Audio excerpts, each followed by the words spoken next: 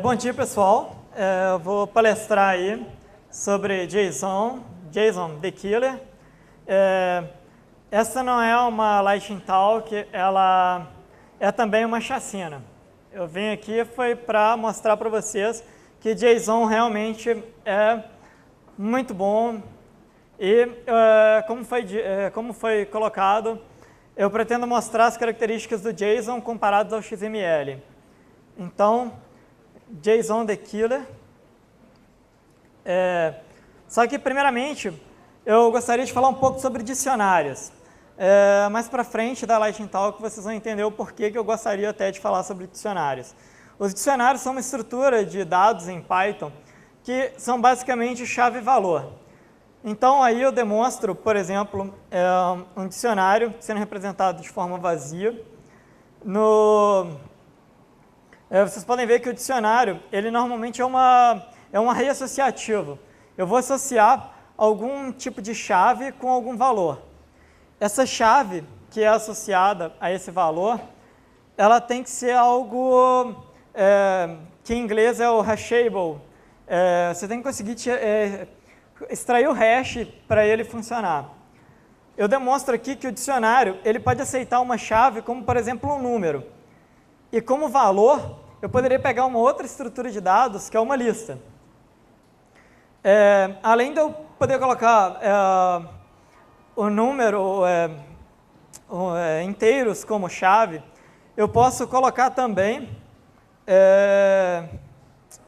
uma chave composta. Em Python nós temos uma estrutura de dados chamada tupla, que é basicamente uma lista, um vetor de valores, que é imutável. Depois que eu coloquei, eu não vou poder mexer mais naquele valor. Então, aí eu já mostro até uma aplicação legal, que eu poderia, por exemplo, colocar coordenadas geográficas. Por exemplo, 00 indica o centro. E, a partir daí, eu poderia colocar outras chaves e valores, outras chaves associadas a valores, sempre de tuplas. Vocês podem ver também que eu posso colocar um dicionário associado a um valor. No caso aí, eu coloquei ao valor 2. E aqui eu começo a mostrar como acessar esse dicionário. Vocês podem ver que eu estou acessando o dicionário na chave 2 e logo em seguida eu acesso o dicionário mais interno na chave in. E ele me retorna o valor da chave interna daquele dicionário, aquele dicionário que está mais interno. Tá, é o dicionário, igual eu falei, dicionários têm vários usos, aqui eu mostro mais um, como por exemplo, um status de uma página HTML. Estou pegando aí um content type, eu tenho alguns values, um status. Aqui é só mesmo para demonstrar como acessar. Vocês podem ver que em Python é tudo muito simples. Eu acesso pela chave, eu tenho o conteúdo do valor. Se dentro dessa chave eu tenho algo que também é complexo, no caso um outro dicionário, eu posso ir encadeando e acessando o conteúdo mais interno. Vocês podem ver que não é nenhuma chamada, não é nada miraculoso. Por fim, eu estou mostrando que você pode colocar uma lista dentro de um dicionário, fazer estruturas até mesmo muito complexas, com listas, dicionários e tudo mais. Eu sei que uma hora dessa você já deve estar se perguntando, por que ele está falando tanto do dicionário do Python? Calma, vocês vão entender o porquê. Então, aqui terminando aqui, eu mostrei como utilizar o dicionário. E, por último, toda vez que você tenta colocar uma chave que não existe para aquela estrutura de dados, ele lança uma exceção. No caso, é uma key error, que é um erro de chave. Então, o Python já te dá todo esse traceback, que foi um erro. No caso, como eu estava usando o terminal, ele avisou, linha 1. E o key error, ele me mostrou que a chave não era válida. Então, vamos para o JSON. Chegamos à sexta-feira 13, import JSON. Primeiro detalhe que eu tenho que falar do JSON, ele não é uma linguagem de marcação. Porque normalmente o pessoal pega o XML, porque tem sempre uma associação muito grande de XML e JSON. E XML tem um uso como linguagem de marcação. Não, JSON não é linguagem de marcação. E por que eu devo utilizar JSON e não XML? Agora vamos começar realmente uma chacina. o JSON, ele tem uma sintaxe simples, ele tem uma sintaxe até de fácil aprendizado e implementação. O tamanho do arquivo é bem menor em relação a outras linguagens. Eu tenho facilidade de desenvolvimento e alto desempenho nas aplicações que o utilizam. Um parser de JSON é muito rápido e muito fácil de implementar. Ele é independente da linguagem e ele é menos verboso e mais legível que XML. Então, XML é legível para humanos e máquinas. Ele é orientado a objetos e está sendo largamente adotado na indústria de computadores. Talvez de onde eu retirei isso daqui fosse em 1998 ou algo assim. Na verdade, o JSON ele é muito utilizado no meio industrial, ele normalmente está associado mais ao Enterprise, e a comunidade e o meio web já adotou JSON, porque JSON é legível para humanos e máquinas. Ele é orientado a dados. O JSON ele foi construído para a troca de dados. Eu tenho um sistema Java, um C, em Python, a troca de dados entre eles é muito facilitada se eu utilizar o JSON.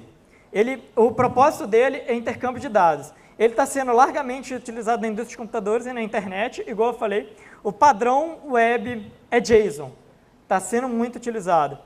O JSON tem uma notação muito simples. Vocês podem ver que em 3 imagens eu consegui documentar tudo que o JSON te proporciona. Isso é uma vantagem comparado ao XML, que você cria tags. O JSON, a documentação dele é simplesmente isso daqui. Você tem um objeto que abre chaves, uma string como chave, e 2 pontos, um valor, sendo procedido de vírgula, sendo que eu posso colocar várias coisas dentro desse objeto. Esse valor ele pode ser uma string, um número, um objeto, um array, true, false ou nulo, e sendo que o array ainda pode ser uma série de valores separados por vírgula. Beleza, eu consegui pôr a documentação em um slide. Então, eu vou mostrar aqui, esse aqui é um exemplo de código em XML. Vocês podem ver que eu tenho alunos e suas notas, e com o poder que o JSON me dá, por causa das estruturas de dados, como, por exemplo, listas, eu consigo fazer uma estrutura bem menor e é legível. Legibilidade é uma coisa que conta também. Mas então, e o futuro do JSON? Realmente está sendo utilizado, beleza, ele tem algo para melhorar? O XML tem o XPath, Xcarry da vida. Tá, o JSON tem o JSON Schema, que você já consegue fazer validação de dados, você já consegue validar esquemas XML. Por exemplo, isso aqui tem que ser requerido, tem que ser passado, isso aqui tem que ser um número, então já existe esse validador. E, para terminar a Lightning Talk, meu tempo está acabando, eu vou falar, é possível trabalhar com JSON em Python? Beleza, Python tem baterias incluídas. Ele já vem com o módulo JSON pronto e nos meus próximos 2 slides eu já vou ensinar tudo que vocês precisam saber para utilizar o JSON. O primeiro é eu pegar uma estrutura em Python. Lembra que eu falei do dicionário? Aqui está uma estrutura, o dicionário é bem próximo do JSON, ou seja, eu transformo um dicionário em JSON,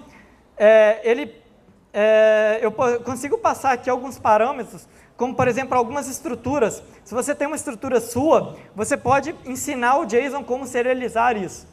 Mas ele já vem por padrão todas as estruturas do Python. Então, exemplo bem simples e prático.